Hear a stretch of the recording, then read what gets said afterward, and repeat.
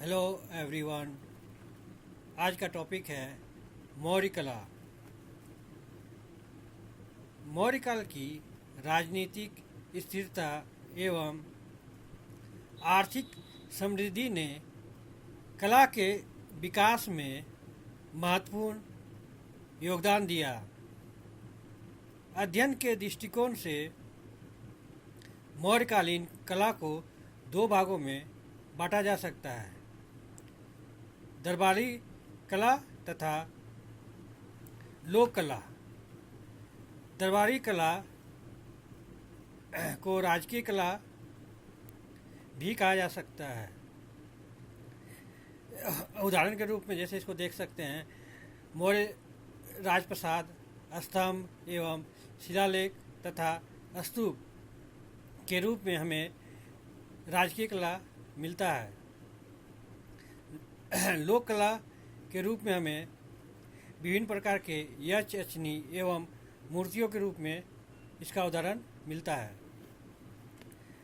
मौर्यकालीन भवनों का सबसे सुंदर उदाहरण पटना के निकट कुम्हार में मौर्य प्रसाद में दिखाई देता है। इसमें स्तंभ युक्त हॉल है तथा इसका छत लकड़ी का बना हुआ है। सतह एवं छत में लकड़ी का प्रयोग देसी परंपरा का परिचायक है। यद्यपि अशोक के समय अन्य भवनों का भी निर्माण हुआ तथा उसमें पत्थर एवं पक्की ईंटों का प्रयोग हुआ है। इस भवन की प्रशंसा यूनानी लेखक अत्यंत उदारपूर्वक करते हैं। उनके अनुसार यह सुसा तथा एकवतना के महलों से भी श्रेष्ठ है। फायान तो इसे मनुष्यों द्वारा नहीं बल्कि दानवों द्वारा निर्मित बताया है। पाटलिपुत्र नगर की सुरक्षा के लिए लकड़ी के चारदीवारी का भी निर्माण हुआ था, जिसमें तीरंदाजी के लिए अनेक छिद्र बने थे। मौर्यों की राजकीय कला का सर्वोत्तम उदाहरण उच्च कोटि का पॉलिश युग विशाल एवं सुरुचिपूर्ण आकार वाले स्तंभ है, जो एकात्मक तथा स्वतंत्र रूप से स्थापित हैं। आकार एवं अवधारणा के अंतर के बावजूद इन पर अखमनी प्रभाव झलकता है। इन स्तंभों को चुनार के खानों से पत्थरों को काटकर बनाया गया था। इन स्तंभों के दो मुख्य भाग उल्लेखनीय हैं। स्तंभ यष्टि या गावदुम्ब लाट और शीर्ष भाग। दोनों ही भाग एकात्मक हैं। आधार वाले भाग का कोई विस्तृत आधार नहीं है।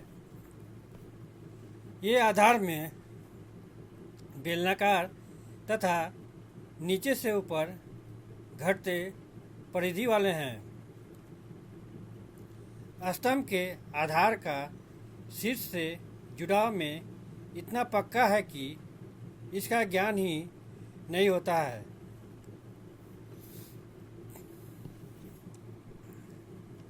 शीर्ष भाग के मुख्य अंश हैं घंटा, जो कि अखमनी स्तंभों के आधार के घंटों से मिलते जुलते हैं। इसके ऊपर चतुर्भुजाकार या गोलाकार चौकी है। कुछ चौकियों पर 4 पशु और 4 छोटे चक्र अंकित है। सारनाथ स्तंभ इसका उदाहरण है। रामपुरवा के स्तंभ पर नटवा बैल ललित मुद्रा में खड़ा है। सारनाथ के स्तंभ पर 4 सिंह पीठ सटाए बैठे हैं। अशोक के स्तंभों का सर्वश्रेष्ठ नमूना सारनाथ का स्तंभ है, जिस पर चतुर्दिक सिंह स्थापित है। इन सिंहों के चेहरे की जीवंतता तथा नेत्रों में चमक है। मौर्य शिल्पियों के रूप में विधान का इससे अच्छी दूसरा नमूना नहीं है। यद्यपि स्तंभों पर की गई चमकीली पॉलिश तथा शीर्ष भाग पर पशु आकृति स्थापित होने की वजह से इसकी उत्पत्ति की प्रेरणा अखमीनी ईरान से मानी जाती है, परंतु सूक्ष्म दृष्टि से देखने पर स्तंभ की कला का स्रोत भारतीय ही ज्ञात होता है। मौर्य स्तंभ शीर्ष की पशु मूर्तियाँ, सारनाथ का सिंह स्तंभ, रामपुरवा का बैल प्राचीन सिंधु घाटी से प्रभावमान परंपरा के अनुकूल है। आपस्तंभ सूत्र के प्रमाण से स्पष्ट होता है कि चमकीली पॉलिश उत्पन्न करने वाले की कला ईरान से पहले भारत में ज्ञात थी। ईरानी स्तंभों और मौर्य स्तंभों में स्पष्ट भेद है, क्योंकि ईरानी स्तंभ नालीदार हैं जबकि भारतीय स्तंभ सपाट हैं। ईरानी स्तंभ अलग अलग पाषाण खंडों के बने हुए हैं, किंतु अशोक स्तंभ एकात्मक है। दोनों के अलंकरणों में भी अंतर है। अगर इन स्तंभों पर ईरानी प्रभाव मान भी लिया जाए तो भी अशोक स्तंभों की संगत राशि, मूर्तिकला तथा अलंकरण को अखमनी ईरान या यूनान की मूलाकृति की नकल नहीं मानी जा सकती। इन स्तंभों में से अनेकों पर अशोक के अभिलेख खुदे हैं, जिनमें दिल्ली, मेरठ, इलाहाबाद, लोरिया, नंदनगढ़, अरेराज, सांची एवं सारनाथ प्रमुख है। मौर्य साम्राज्य द्वारा स्तूप निर्माण की परंपरा को भी प्रोत्साहन दिया गया। स्तूप मिट्टी, प्रस्तर अथवा पक्की ईंटों की एक विशाल अर्ध गुंबदाकार संरचना होती थी, जिसके ऊपर बुद्ध अथवा उनके महत्वपूर्ण शिष्यों के अवशेष या प्रमुख वस्तुओं को रखा जाता था। मौर्य शासकों ने स्तूपों के निर्माण में व्यापक दिलचस्पी दिखाई। बौद्ध साहित्य एवं तत्कालीन यात्रियों के विवरण के अनुसार अशोक ने भगवान बुद्ध के अवशेष पर 84,000 स्तूपों का निर्माण करवाया। यद्यपि ये आंकड़े यतिशोक्तिपूर्ण हो सकते हैं, तथापि सारनाथ, सांची एवं भरूच के स्तूप मौर्य कला के ही माने जाते हैं। माना जाता है कि ये स्तूप मौर्य काल की समृद्धि के प्रतीक भी हैं। चट्टानों को काटकर खंडराहों के निर्माण द्वारा अशोक ने वास्तुकला में एक नई शैली का समावेश किया।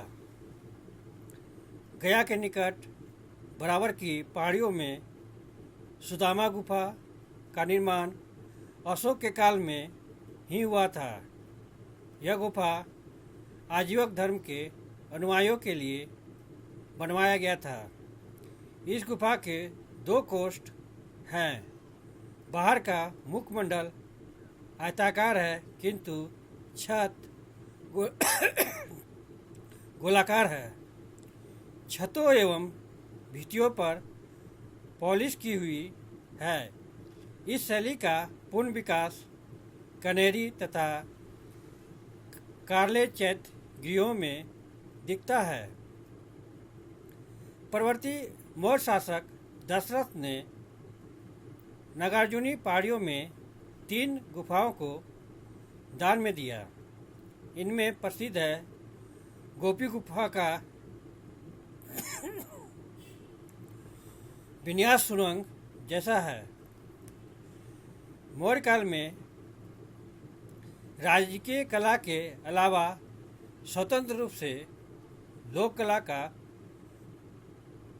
विकास भी हुआ। मिट्टी के सुंदर चमकदार बर्तन, उत्तरी काले पॉलिशदार मृत भांड, विशाल यक्षी की मूर्तियाँ, खिलौने एवं आभूषणों में इन कलाकारों का उत्कर्ष मिलता है। इन कलाओं का विस्तार मथुरा से पाटलिपुत्र, विदिशा, कलिंग तथा सुपारा तक मिलता है। इन लोक कलाओं की अपनी निजी शैलियाँ थीं। ये मूर्तियाँ खुले आकाश के नीचे स्थापित की जाती थी। लोक कला के प्राप्त कुछ नमूनों में पटना से हंसते हुए बालक के मिट्टी की मूर्ति, परखम से प्राप्त यक्षी की मूर्ति जिस पर उबदार चमक के साथ लेख भी हैं, तथा वेशनगर से प्राप्त यक्षी की मूर्ति उल्लेखनीय है। तत्कालीन लोक कला का सर्वश्रेष्ठ नमूना दीदारगंज से प्राप्त चामर ग्राहिणी यक्षिणी की आदमकद प्रतिमा को माना जाता है। इस प्रतिमा में मांस पेशियों की बलिष्ठता एवं दृढ़ता जीवंत है। मूर्तियाँ आभूषण धारण की हुई है। मौर्य काल में अन्य ललित कलाओं जैसे नाटक, संगीत, नृत्य, चित्रकारी आदि का भी पर्याप्त विकास हुआ। मौर्य कला को ऐतिहासिक, सांस्कृतिक एवं समाजशास्त्रीय पृष्ठभूमि में देखी और समझी जानी चाहिए। इससे हमें मौर्य कला के पीछे छिपी वैचारिक अवधारणा को समझने में मदद मिलती है। ऐसा लगता है कि मौर्य कला की जड़ें सामाजिक रूप से गहरी नहीं थी, अतः अपनी उच्च कोटि की शैली, भव्यता एवं स्मारकीय प्रदर्शन के बावजूद भारतीय कला के इतिहास में अल्पावधि की साबित हुई। इन्हीं शब्दों के साथ मैं इस टॉपिक को यहीं विराम देता हूँ। अगर आप लोग को इस टॉपिक से संबंधित कोई भी प्रश्न पूछना हो तो आप कमेंट बॉक्स में जाके अपना प्रश्न पूछ सकते हैं। Thank you. जय हिंद।